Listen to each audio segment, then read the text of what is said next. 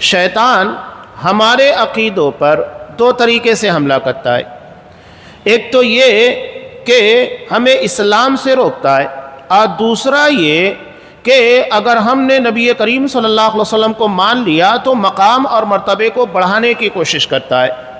نصارہ کو اسی طرح اس نے گمراہ کیا کہ حضرت عیسیٰ علیہ السلام کے مقام کو بڑھا دیا کہ حضرت عیسیٰ علیہ السلام صرف رسول نہیں ہے بلکہ وہ اللہ کے بیٹے ہیں.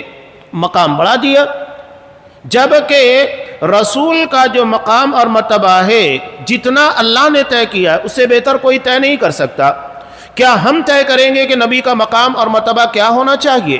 اللہ سے بہتر کوئی طے کر سکتا ہے؟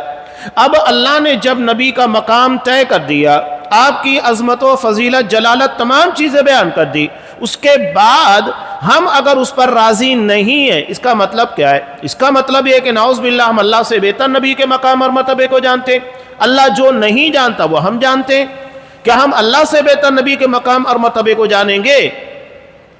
اب یہاں اسی چیز کا تذکرہ کیا جا رہا ہے کہ انہوں نے نبی کریم صلی اللہ علیہ وسلم کو صرف اتنا ہی نہیں کہ آپ کے مقام کو، مقام عبدیت کو بڑھایا، بلکہ نصارہ سے کہیں زیادہ بدترین قسموں کے کفر اور شرک کا ارتکاب کیا. اب یہاں جو اشعار تھے جن کا تذکرہ میں نے پیچھے درس میں بھی کیا کہ اس شعر کے تعلق سے یہاں پر باتیں ہونے والی ہے جسے بردہ شریف کہا جاتا ہے، اور اسے بہت سارے لوگ بڑے اہتمام کے ساتھ آپ صلی اللہ علیہ وسلم کی شان میں پڑھتے ہیں. عربی زبان میں ہے، اب اسے اردو میں بھی استعمال کیا جاتا ہوگا، لیکن سوچئے اس کے 3 اشعار یہاں پر نقل کیے گئے جو بوسیری کا مشہور بردہ ہے. یہ کہتا ہے یا اکرم الخلق مالی من الوذ به سواک عند حلول الحادث العمم ان لم تکن آخذا یوم المعاد یدی فضلا والا فقل یا زلة القدم فإن من جودك الدنيا وضرتها ومن علومك علم اللوح والقلم. اس شعر کا مطلب کیا ہے؟ یہ کہہ رہا ہے کہ اے اکرم الخلق، یعنی نبی کریم صلی اللہ علیہ وسلم کو مخاطب ہو کر کہہ رہا ہے کہ جب عمومی حادثے اور مصیبتیں آتی ہیں تو میں آپ سے کیوں نہ پناہ طلب کروں. یعنی وہ اللہ کے رسول صلی اللہ علیہ وسلم سے پناہ طلب کر رہا ہے، اللہ کے رسول سے مدد طلب کر رہا ہے. بتائیے یہ کھلا ہوا شرک ہے کہ نہیں ہے کہ آپ اللہ کو چھوڑ کر غیر اللہ کو مدد کے لیے پکارے؟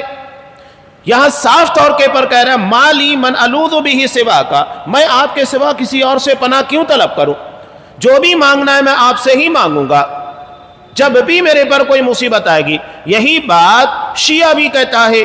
حضرت علی رضی اللہ تعالیٰ عنہ کی شان، ان کی منقبت کے اندر وہ کہتا ہے، حضرت علی رضی اللہ تعالیٰ عنہ کو کہتے ہیں نادی علی مظہر العجائب، کہ جب بھی تمہارے پر کوئی مصیبت لاحق ہو تو حضرت علی رضی اللہ تعالیٰ عنہ کو پکارو، وہ تمہاری ان مشکلات کو دور کرنے والے، مظہر العجائب یعنی ایسی عجیب و غریب چیزیں جس کا تم تصور نہیں کر سکتے اس کا ظہور کرنے والے ہیں.